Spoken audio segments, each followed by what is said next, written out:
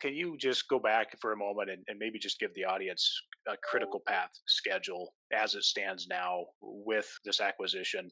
Talk about just some of the major milestones that you see coming down over the next, say, call it 2 years.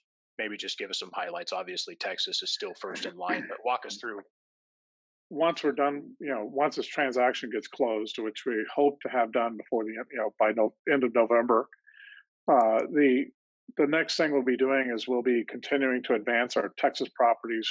Our intention is to be, we've got the Rosita plant will be completed. The upgrades will be completed by end of second quarter or beginning of second quarter 2022.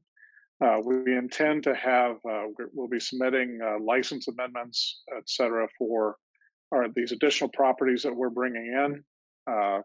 And then in Texas, so that they can be feed for Rosita, to where they would be able to start spending money to develop those and put them into production capability by 2023. And that way we could meet our current offtake agreement we have and be able to deliver into that because we expect the uranium price to be up.